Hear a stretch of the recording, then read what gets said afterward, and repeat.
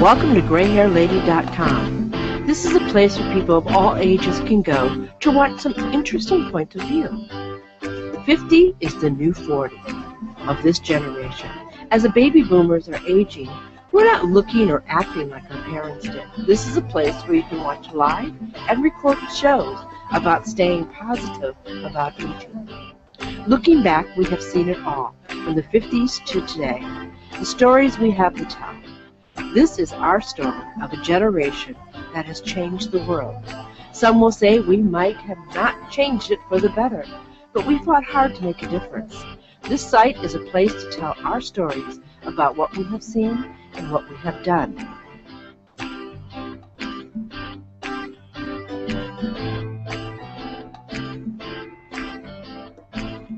Woohoo! Yay! Welcome to the Gray Hair Lady Show. This is our launch show. This is the very first show that we're doing. We're going to keep the show today very, very light. That's the reason why we're going to be talking about music. What has it changed? Because all of us can think back to the time when we were sitting, listening to FM radio for the very first time and listening to Janis Joplin and Jimi Hendrix and all of the different sorts of music that we grew up with. But this is, like I said, it's our launch show today. And let me tell you the premise of Gray Hair Lady. Gray Hair Lady is a show all about people that are above the age of 50. And if you're younger, please join it. You might learn something. We're going to be talking about our past mistakes, our past experiences, where we've been, where we're going, and how much we still have to offer to society, to the world, to the human race. And I'm so excited about having my first guest. I have to tell you a little bit about him. When I first launched the concept of doing this show, I put it up on Facebook, and a friend of his said, "You need to see this." And so he texted me, or he commented, and he told me all about a video that he produced and that he wrote and that he sang in. It was banned, and he'll tell you all about it when I get him up on the screen. And what's really amazing is that the video was called Gray-Haired Lady, and it's awesome. And he has been a really big support. And I says, when I launched the show, because we've been trying to launch this for the last 2.5, 3 months. I says, when I launch the show, I want you to be my very first guest. And he said yes, that he'd love to. And I'm so glad. I'm so glad. I'm gonna let Doug introduce himself, and I'm just so excited. Welcome, Doug. Welcome. Yay! Hi there, Melody. Yes, I am Doug Fergus, the author, the songwriter of the song called Gray-Haired Lady. But you're also in a band called Naked in Public. Do you ever get naked in public? I don't think I actually have been naked in public with... No, I don't think so. No. I cannot deny that I have not been. I mean, you know where we're from. So let's start. We're gonna show his video probably in about 15-20 minutes, because we want to get to know about him. We will be taking phone calls, and our phone calls will be you call in a phone number. We'll be putting that up there. And if you call and we're still on the phone with somebody, hang up and call us right back, because we don't have a hold button. This is through Skype, and so we don't have a way to put people on hold. So so let's talk about, where did you grow up? In Southern California. I was born in Pasadena, but grew up in Sierra Madre, a little town just east of Pasadena. Oh, and wow. I think you're a California boy. Yeah. And then when I was 13, we moved about 100 miles or so east to the little town of Crestline in the San Bernardino Mountains. Mm-hmm. And that's where I went through my junior high and high school years. So were you involved? Oh, there goes my headphone again.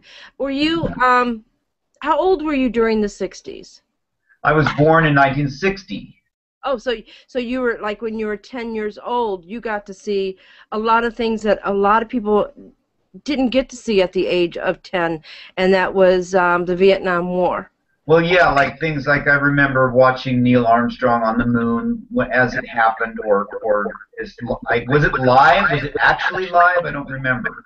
I don't remember that too, but I remember watching it. We were all glued to the TV, and Yeah. you were also you're probably about what is it, about 8 years old or so when Kennedy got shot. Oh, well, Robert Kennedy, yes, 68 or so, yes, Martin Luther King and Robert Kennedy, and I remember very well the news then, but I don't remember John Kennedy. I was only about 3 when that happened. Yeah, yeah. It was quite an experience to go through watching this, daily on the news, and our younger generation, our children's and our children's children are seeing a whole different way of how the news is presented. I mean, we had the Vietnam War for the very first time broadcast on the TV. And as a child, how do you remember how that made you feel? Well, I what I do remember is that I didn't really understand it, and so I didn't get too involved. We didn't. My family didn't have any relatives with sons who were in the war, so it really wasn't that close to my family's home. But I guess that again, my memories are that I had there was just normal life going on. There was cartoons and baseball games and motorcycle riding and bicycle riding, and it kind of just was in the background. At my age, it wasn't in the forefront of my thoughts at all. So, music-wise, when did you play what instrument or how many instruments? I don't know. Well, well, I played 427 of them. No, I played bass guitar. That's my primary instrument. I can play a guitar, but I'm not an expert by any means, and I can plink around on a keyboard. And speaking of the '60s, my earliest memories of music were my parents' records, and they were not music fanatics, but they bought, for example, Barbra Streisand records, Herb Alpert and the Tijuana Brass records, and Glenn Campbell were the primary ones I remember, like his major hits like Galveston and By the Time I Get to Phoenix and all those wonderful Herb Alpert Tijuana Brass records are just etched in my mind, and is like that's how I heard music that I loved. Pop style, energetic, great upbeat melodies. And, yeah. We grew up with what's his name? What's the guy with the bubbles? Oh, Lawrence Welk. Lawrence Welks. My parents were. You tell a kid these days about Lawrence Welks, and they'll look at you and go, "Who?" What Yeah. Oh, yeah. So when did you start playing an instrument, and when did you start getting involved in developing that art that you have? Well, there's something happened to the sound there. I'm actually kind of a late bloomer in playing an instrument. I always liked music, but I wasn't a fanatic, and I didn't buy many records. But when I was about 18 in the Air Force, I had a lot of free time, and I suddenly started just buying a lot of records and really hearing music for the first time, really listening, I should say. And then a friend of mine said, "Well, you need to start playing guitar," you know.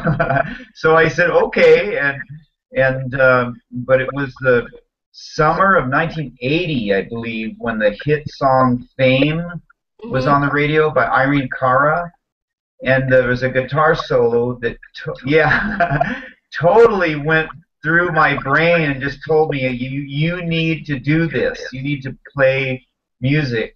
And but I never wanted to be in a cover band. I had my own ideas from years before I could even play an instrument. And so when that happened, when I heard that song, and I had been dabbling in guitar, suddenly I got super serious and started practicing many hours a day. So, what was your favorite type of music to play when you first started? Well, actually, my favorite music to play were the songs that I heard from memory in my head of my parents' records. Hmm. Like I would work out the melodies to da na na na da da da da da na na na da da da da, stuff like that. Herb Alpert songs, and I would work out the try to play the parts of like American Woman, da da da da da, that song, and So your parents were playing that music, and when that was the music went, because I'm a little older than you, uh-huh. so I'm proud of my age. I'm 61, so I've been around the block, and so I remember dating the Albanians when that song came out, and the Albanians were, well, they're from Albania, and it was my ex-husband who was Albanian, and that song would come on, and all the Albanians with their really long hippie hair and their bell bottoms would start singing "American Woman." It was hysterical. Hysterical. Oh. That song has really fond memories for me. Yeah, I'm glad because I have for some reason, and you know how different artists will speak to us more than others. Mhm. Well, the Guess Who and the songs of the Guess Who definitely speak to me, and more than that was their guitarist who's named Randy Bachman, who formed Bachman Turner Overdrive. So he's the guitarist on American Woman. He invented that guitar solo, and it's just when I hear that song, a lot of those old songs, it feels I identify with them so much. It feels like I wrote them. They're like they're my songs, and I know they're not, but I mean that's how it feels to me. Yeah. So yeah, that's So during that period of time, during the rock and roll, let's set back, the parents' influence, but let's set back the influence in the 80s when you started playing. Who was your other influence of that period of time besides the one gentleman that you mentioned from American Woman? yeah. Well, I always loved quirky songs, quirky, fun songs. So I loved Oingo Boingo, and I loved the Talking Heads and Missing Persons, and Elvis Costello, and Frank Zappa, and although I love mainstream rock, I especially when I heard these other artists I just mentioned, then I knew, okay, there are people like me, and what I want to do will be accepted someday. Gave me encouragement. I kind of skipped, I think, a generation because I grew up, in, like I said, in the 50s, the 60s music, and then I had a child by the time in 1973, and I didn't really listen to music during the 70s, and I didn't start listening and doing stuff with music ready until disco came out. Oh. I was a huge disco person. What did you think of disco? I mean, 70s was rock and roll. I mean, it was pure, rock and roll. And then disco came out, and it was such a huge, huge thing. I mean, the fight between the rock and rollers and the disco people was tremendous. Right. So where were you at that period of time? Well, I was like the earliest disco came out, like 75, 76, and I would be 15 or 16 then, and I wasn't so into music that I wasn't a fan of any one genre yet. So I when I heard disco, I heard fun. I heard like groovy bass lines and fun, silly lyrics and fun, great voices, and it was all just fun to me. And even to this day, I love the funk and stuff from the disco era. And I don't have a snotty attitude like some rockers did. It said that it ruined rock and roll or whatever. So I love it. Well, I remember coming out to toward the end of disco. It was really huge in Detroit. It was really huge. I mean, everybody was doing disco in Detroit, and we had the places that did after hours. And so I came out to visit my ex-husband here with my daughter one Christmas, and I wanted to go find some place to disco dance, and I couldn't find any. And I couldn't wait to get back home to Los Angeles. I mean, to Detroit, so I could do disco. Oh, But it was hysterical. I mean, and I know that Los Angeles was probably a little more ahead of its time, and Detroit was probably a little bit behind. But people will argue that. They'll say disco never really hit big in California. Oh, well, since I wasn't going to clubs, for me it wasn't about the live stuff. It was just what I heard on the radio, and I loved all that stuff. And I had friends that would ridicule me, and I didn't understand. You know, it's just a song. You know. MacArthur's Park is melting in the dark. When she does the disco part of it, it's awesome. But Yeah. what was the first band that you were in, or did you form a kid band when you were a kid? No, no. I forgot to answer your first question. So I was 18 when I first started learning guitar, and then and I was in the Air Force, stationed at Travis Air Force Base, which is kind of like between San Francisco and Sacramento on Highway 80, Mm-hmm.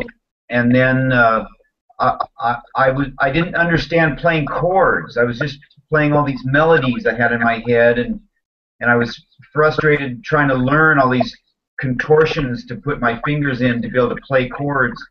When a friend said, "Hey, you know, bass guitar, you don't play chords," and I went into a music store, and there was this giant bass with these big strings, and my large hands fit perfectly on it, and so I stopped playing guitar and switched to bass, and felt at home right away.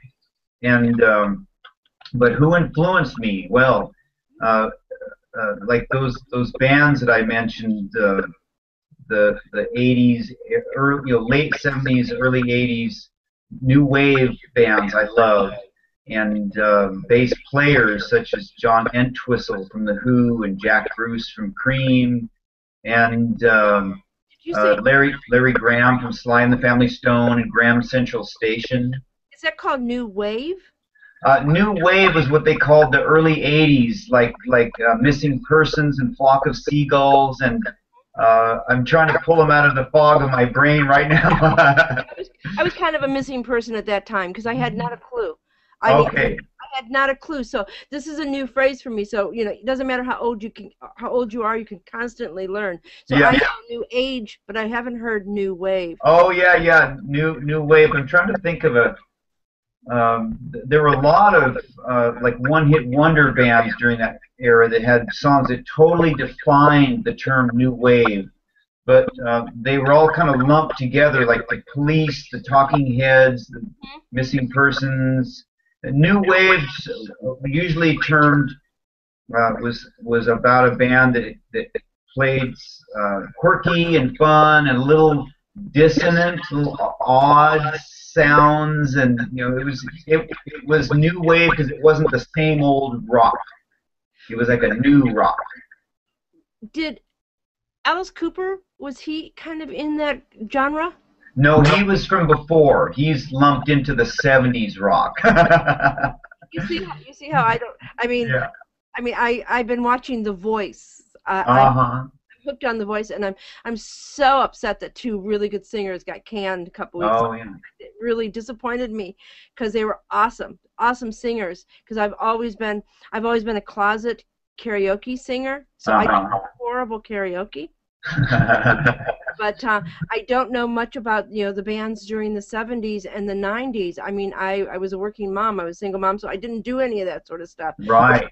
All new to me, and some of the bands that you're talking about, I know I've heard them. I know if I hear their music, but is that the period of time? Because here she goes, the blonde and gray moment. Period of time where people were jumping off of the stage into the crowd and they were carrying them around. Well, now here again, I didn't really go to concerts as a teenager. And I was a motorcycle nut, actually, way more than a music nut during those years. And you were out in the boondocks. Pardon? You were out in the boondocks. Your parents had to drive you in. Yeah. So stage diving, I think that probably started with the punk of the late 70s. Yeah. Punk bands, yeah. Yeah, punk is something else. I mean, punk to me also, I mean, when disco died, I hate to say this, part of me died. I mean, Uh, I love disco. yeah. And I kind of like the new, I mean, you know, we're not going to talk about the new music yet because we want to talk about new music and we want to talk about where he's, and I know you've got some really great things to share with us about different, you know, bands that you've been opening for lately, because I've been watching you on Facebook. Uh, I've been watching your you know, your comments and the things that you've been posting. So after, you know, when you got out of the teens, and then you know, did you pursue anything with music in your 20s? oh yeah, yeah. Right after the Air Force, I got out when I was 21, almost 22, and I moved back to Southern California so I could enter the LA music scene.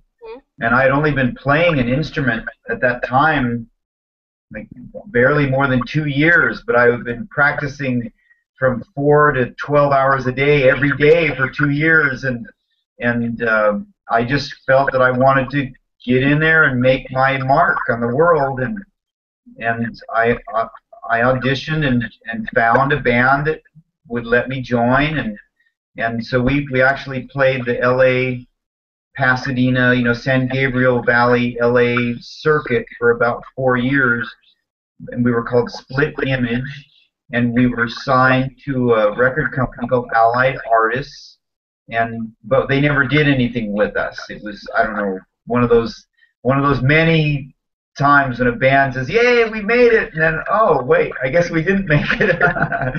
And great experience, but I wasn't writing songs then. The guitarist was the sole songwriter, and he would not collaborate. He just wanted me to play bass. And so it was during those years when I was kind of developing my playing style and developing in my mind the kind of material that I wanted to play in response to what I didn't like that we were playing in the band that I was in. Mm-hmm. So did you, when you invaded the Los Angeles scene, did you go to the Roxy, and did you go to and you know, or the Whiskey? Did you attend any of those places just to see what it was like? I did. I didn't go out a lot, but I definitely did go to a lot of the small clubs. There was Madame Wong's East and West. Mm-hmm. There was a club called Club 88 in Santa Monica that we played at and that I went to. There was a place called I can't think, the Music Machine in Santa Monica that was popular. Mm-hmm. And in the Ice House in Pasadena was another place. And what I saw really were like what I thought were really great bands, and it actually humbled me and made me think, like, what am I doing? You know, am I as good as these guys? You know, I had that old self-doubt, which in the end, I suppose, gave me a little kick in the butt to step up and get better. So what we're gonna do, we're gonna play your video, but let's talk about your video right now, because this is what really impressed me about this. When I saw this video, I love the lyrics. I love the upbeat music. I love the women in it, the perkiness of the women and of the men.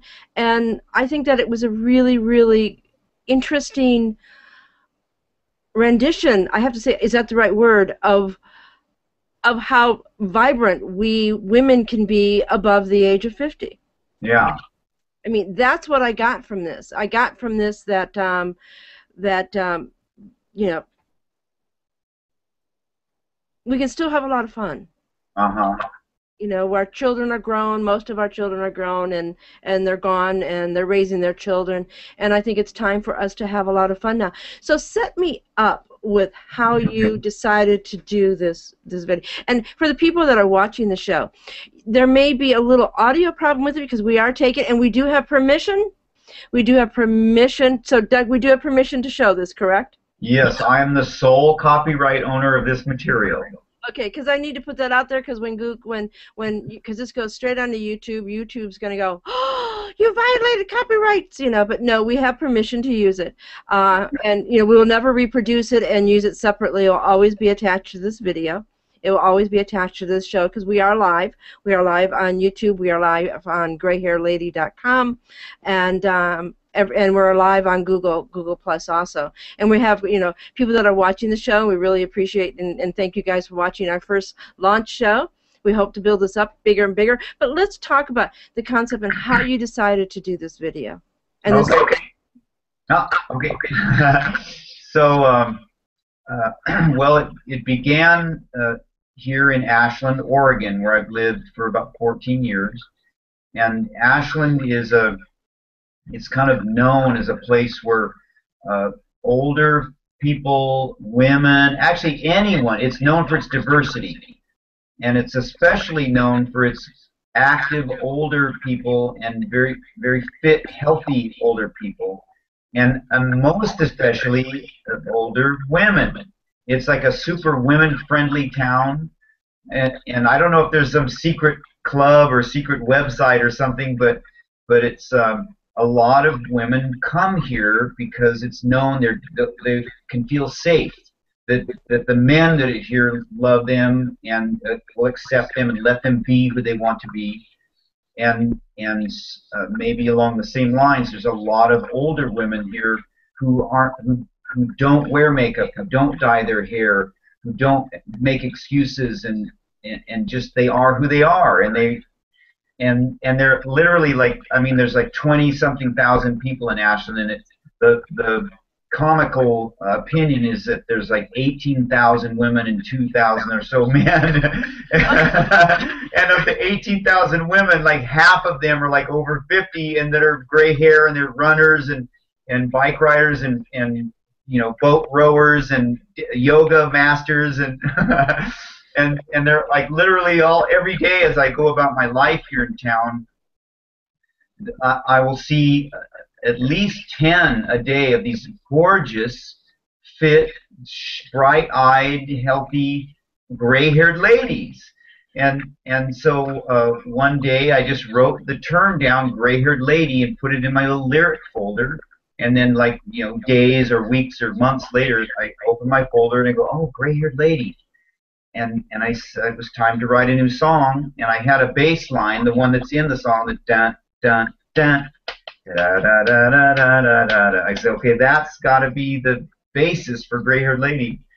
And then it was so easy I actually wrote about 20 verses, and they just poured out of me. Gray-haired lady, horseback rider, downhill skier, former hang glider, etc., etc., and all the things that these gray-haired ladies probably did when they were younger, but they're still doing it. Except the former hang glider. I had to throw that in because it wouldn't be smart for an older lady to hang glide and crash, So anyway, that's how it came about. I think there's probably still some gray hair ladies that are doing, still gliding in the air. I would not put it. I would do it again. I did it when I was 40. And I would do it again. Yeah, I mean it's all about your preparation, of course, and knowing how to fall, how to land, But so that's how it came about, and then I didn't think it was anything special, really. But I showed it to the guys that I was working on the album with, and they said, "Oh, this is fantastic." And when we played the song for Sylvia Massey, who produced our CD, who is a older than 50, I shouldn't say that, older than 50 lady herself, she said, we must do this song. This is one of the greatest songs, and so she had an influence in its ultimate sound that you hear on the CD and on the video. Well, then she's a snow leopard, not a cougar, a snow leopard. And for people that are first watching the show, they don't know what a snow leopard is. It's women above the age of 50 who are still vibrant, sexual, hot. We sizzle still. So we can't be called cougars, but we can be called snow leopards. And snow leopards live longer than cougars. Their coat's worth a lot more money than cougar. Also, we are able to fend for ourselves, which that's what a snow leopard does. It's kind of a private cat, and and it's protected because there's very few of them because of the coat's worth so much money. But listen, and any of the women in this video have you dated? Well, let's see. No, that's a fair question. That's all right. I'm divorced. I adore my ex-wife. She's actually my best friend, and but dated a gray. You know, I don't know if I have dated a gray-haired lady. There are lots of gray-haired ladies in my life, friends. You never dated a gray-haired lady? I don't think so. Well, I mean, I'm right at that age where I'm kind of half still colored, half gray. So, you know, I It's really funny because how gray-haired lady started. I don't know, Doug, if you know this. My hair used to be almost hitting my waist, and it was. And I started letting the gray grow out. And I walked out of the bathroom with my hair about this length or even a little bit shorter. And I had about this much more of color on my hair. And I still have that much more of color on my hair. The rest of it is pretty much gray. You can't really tell by the lighting in here. But I walked out of the bathroom, and my daughter looked at me, and I just blow-dried it. And she says, "Mom, why don't you turn your hair blonde again? You look so much younger." And I looked at her, and a light bulb went off in my head. And I said, "But I'm a gray-haired lady, and I'm proud of it." And I went immediately onto the computer. I went to GoDaddy, you know, and I bought grayhairlady.com. And then I started building the site. And, you know, and that's how it started. And for other people, for what you don't know, I've been broadcasting live for the last 7 years. I mean, I am a computer geek. I mean, the reason I normally don't talk about my past and the things that I do, especially when I'm interviewing, but because this is a brand new show, people don't know anything about me, where I've been, or whatever. I broadcast 7 live shows a week on the internet when people were not doing what is capable of doing now. I learned the hard way, and they were very successful shows, 7 of them. And I closed it all down a year ago, and so I wanted to go into a new avenue, and that's the reason why Gray Hair Lady was going to be my very, very first broadcast. But I did Storytelling Live a couple weeks ago, and so I'm only going to be doing 2 shows, which is Storytelling Live and Gray Hair Lady. But I also produce Kitchen Party with Bakespace.com. So it's a very successful cooking and baking show that's awesome. You know, anybody want recipes or how to cook, and also learning about, you know, computers as far as running your blogs and doing your blogs. But that's how I got started.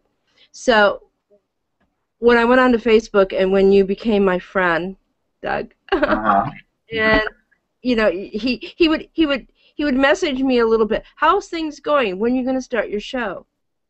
And you know, and I wish I could. I don't think I could bring this up. I got to move things around if I do. He said go to his Facebook account and look at what he wrote about the show. I mean, it was an amazing compliment, and I want to thank you for that. But shall we show the video? Sure. I am so excited about this because when I first saw this, all I did was laugh. And if the audio's off a little bit, that's not his fault. We are rebroadcasting this from YouTube. We do have permission to use it. I am stating that again. So when we play it, so what we're going to do is we're going to switch over to the YouTube. I'm going to mute his mic. I'm going to mute. Sorry, I'm going to mute you. Okay. Okay.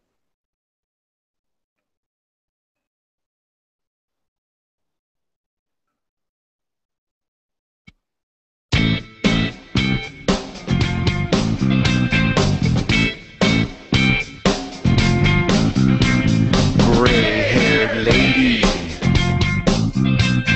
horseback rider, downhill skier, former hang glider. Why would she dye her hair? Younger women are everywhere. There's no need to compete with them. She's in a league of her own. Gray-haired lady paints watercolor, always barefoot. Yoga instructor. Gray-haired lady loves to cuddle. Sunday morning crossword puzzle. Why would she dye her hair? Younger women are everywhere. There's no need to compete with them. She's in a league of her own.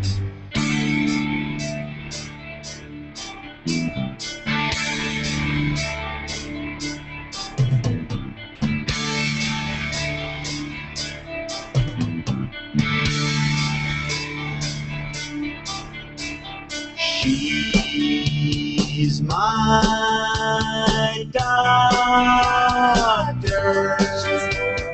She's my teacher.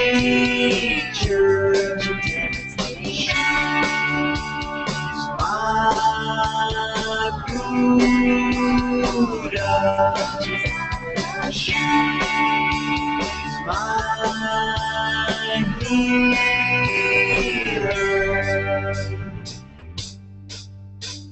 Gray-haired lady loves her flowers. Gardens naked in the April showers. Why would she dye her hair? Younger women are everywhere. There's no need to compete with them. She's in a league of her own. Why would she dye her hair? Younger women are everywhere. There's no need to compete with them. She's in a league of her own.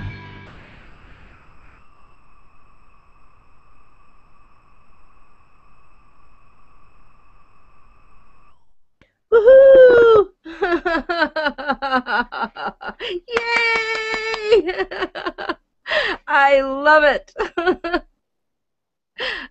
Oh, I think I still have you muted. There we go. Are you there? You got to mute yourself back on.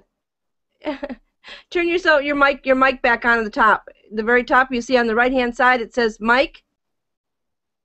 Hey. Hey! All right. So I got to give credit to our drummer, who is also our video guy, and Mark Aaronsberg. He filmed most of that video and he edited it. Well, it was awesome. I really enjoyed that. I mean, it was when I first saw that, I go, this is so much fun. This is just an absolutely, fun thing to watch. A bunch of people running around that 40 years ago, okay, or 50 years ago, or 30 years ago, women of our age group would be considered old and wearing bouffant hairdos. Yes, right. We just don't, Yeah, no, I know what you mean. When I was a teenager, and even in my 20s, you just didn't see women over 40 even doing anything active ever. Yeah, and now you do. Now it's all over the place. I mean, I've been doing my research on possible people to interview on the show, and I'm doing my next week's show is going to be a really interesting show. We're going to be tackling politics. Ah. Yeah, I'm probably going to get some hate mail for it. But it's going to be a very serious show. This show's lighter today. This show's fun because because your video is fun. Your video is a blast to watch. Cool. And really, when the women took off the wigs, I liked them better with the wigs on. Yeah. They looked better with the gray hair. I think.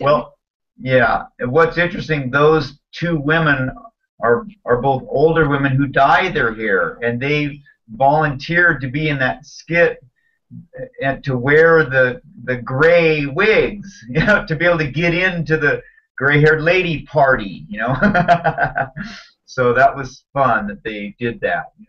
Well, it was a lot of fun to watch. So how long did it take you to write the song? And then we're going to talk about how long it took you to do the video and what that entailed. So how long did it take you to write the song completely and got it to where you liked it? Oh, well, within 1 day, I had, let's say, within a total amount of, let's say, well, actually sitting writing maybe 4 hours. Yeah. I had, as I said, about 20 verses, and then I had the task of picking. I don't remember what is there, 3 or 4 or 5 or whatever that ended up in the song, and I already had the music written from maybe as far back as a year before, so I just plugged the two into each other, and then when we recorded it, it was pretty much left as it was as a demo, and then the video actually took a long time because we wanted specific gray-haired ladies from around our community, and their schedules had to meet. So it probably took actually 6 weeks to get all the footage, but it was maybe only like 2 days worth of actual work to capture all that footage. And editing process, who did the editing? Well, that was Mark. Yeah, that was Mark Ahrensberg, our drummer, editor, photographer guy. And he loves doing that. He's super good at it. It probably actually only took him about 5 or 6 hours to complete all that. Wow. Yeah. That's amazing. Well, I can't, that to me is pretty amazing to be able to do, because I edit, so yeah, it takes me a lot longer to edit, cutting things up and putting them into pieces and then having to edit them, and there had to be a lot of footage there because there's a lot of different scenes that you shot there. Right. And compiling that and putting it. I like the idea of the women that did take off their wigs because it showed it was kind of funny, it was cute. But you know what I'm gonna do? I don't know if we're gonna get any callers in, but we're gonna put this up here just in case. If you want to call in and say hello or ask Doug a question, call us at 310-601-4017, and we'd be glad to take your phone calls if you do call. And we don't have a hold button, so if we're busy, please call us back if you still hear us talking. And if you're going to call, please turn down your computer and just use your phone, because we'll get feedback. And so I think next week we're going to get lots of calls.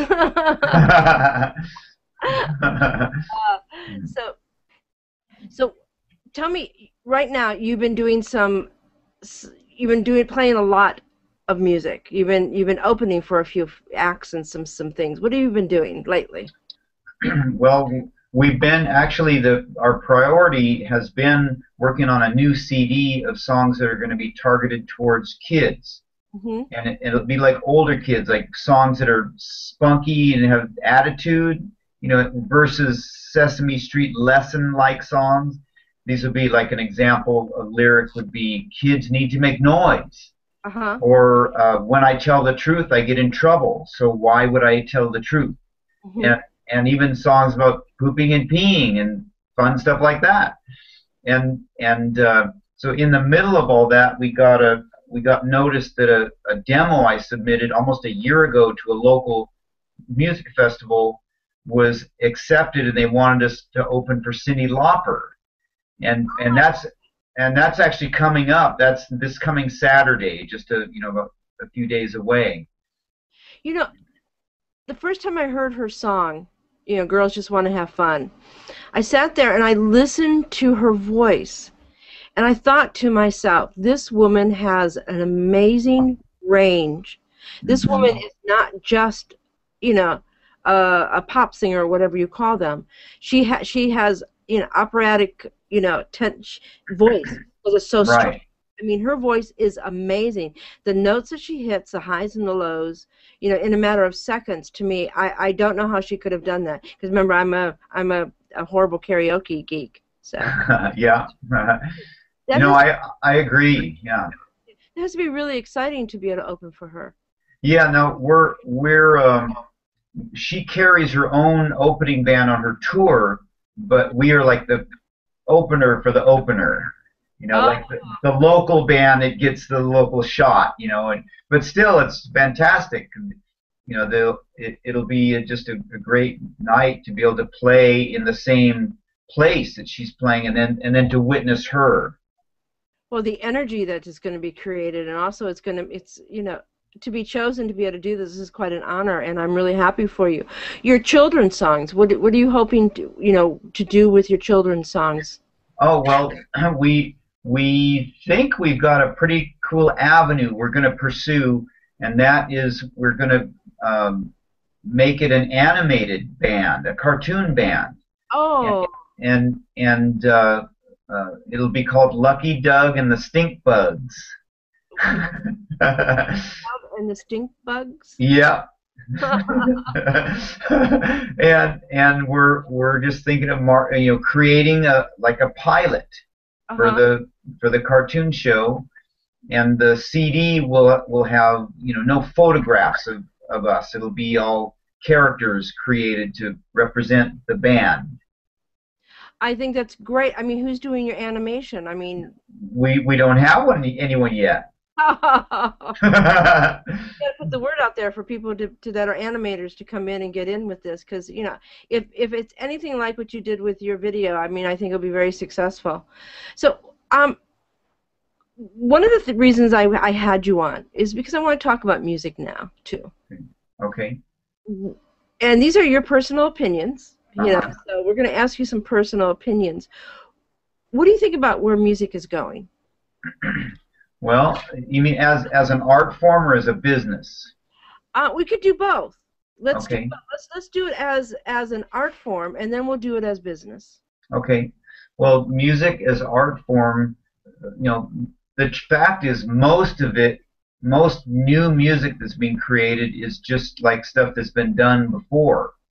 And with each generation of people that grow up and decide to become musicians and want to write their own songs, the fact is that of let's say out of 1,000 CDs produced this year, like 900 of them will be something that could have been done decades before.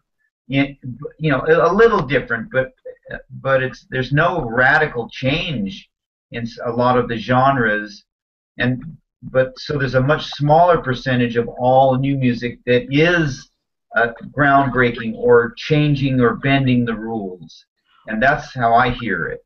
What generation do you think altered music? Do you think I have opinion of what I think was the generation that altered music forever? What do you think altered, that got us from the past to now? Well, I have an opinion too. Well, it's been interesting. Your opinion first. Yeah. Well, before I give that answer, I have to say that what tells us that answer really is that most music that is the most popular music that's purchased or listened to today is based upon the music of the 60s and 70s. And so it really hasn't evolved much since then. And the truth is, the statistics in the touring and the sales area is the most popular bands are like the Stones and the Beatles and the Billy Joel and Led Zeppelin. Those are the most popular bands amongst even pre-teens and teens and 20-somethings. So it's like when the early 60s music had been kind of the same through the 50s, vocal groups and not too adventurous and sweet melodies, and then as the early 60s came up, there was a little bubbling in the surface and the influence of the blues, with the British young bands adopting the blues, making this rock sound, and then the experimenting with the electric guitar and lyrically experimenting. And so really I think the decade of the 60s created the change that changed the music to where people go, okay, we can do something different. Yeah.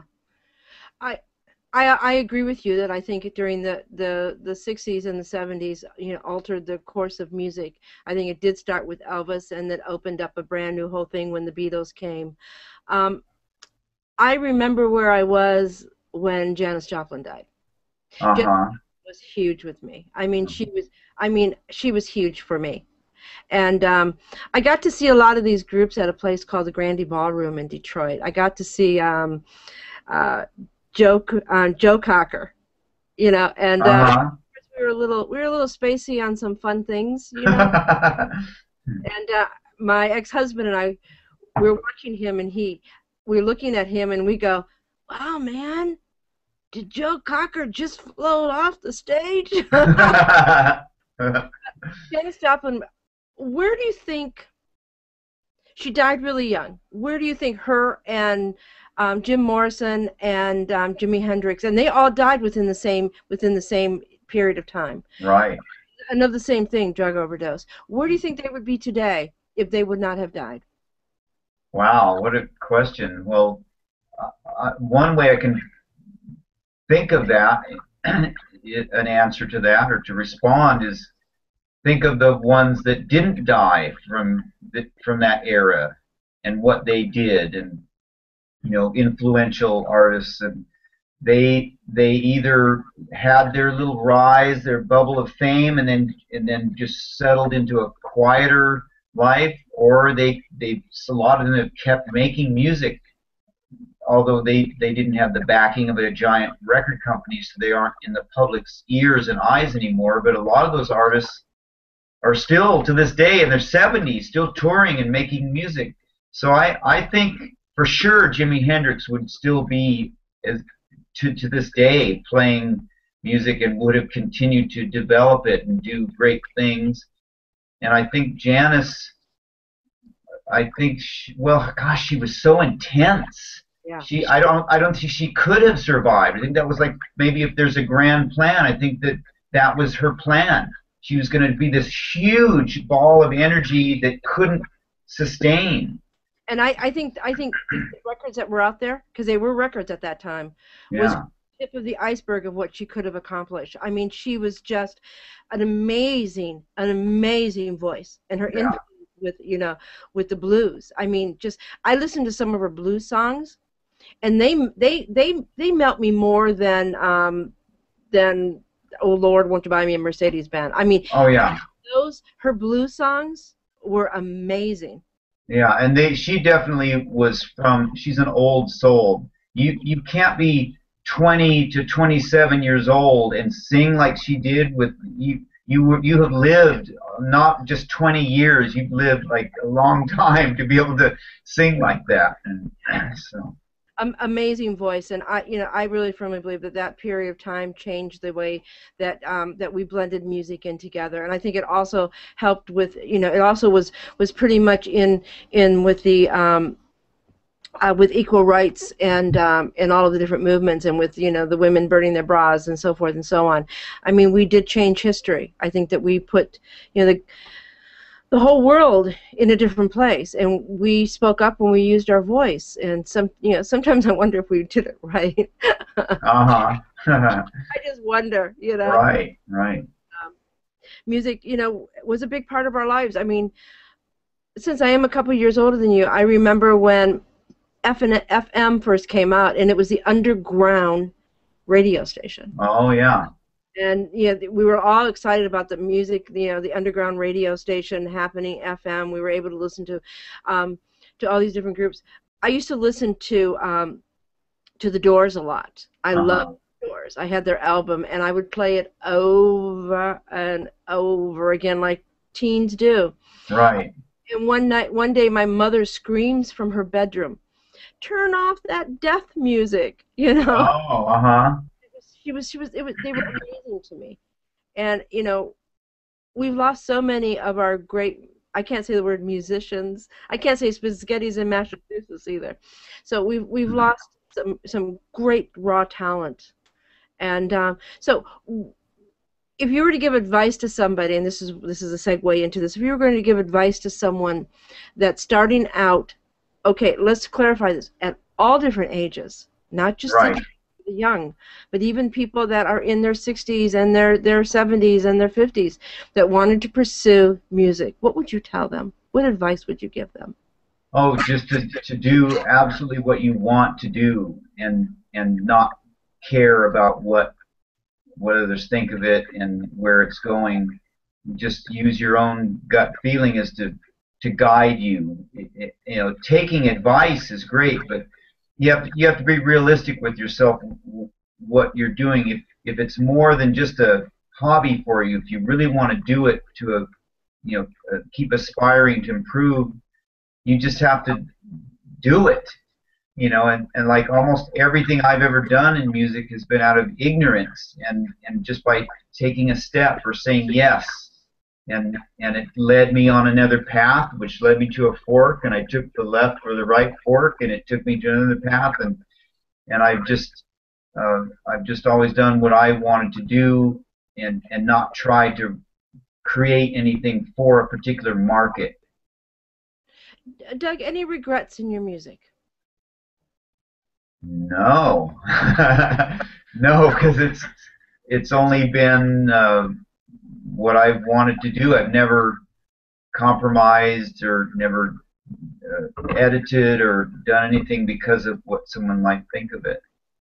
Fabulous. Yeah. You have been a wonderful guest. I've really enjoyed you.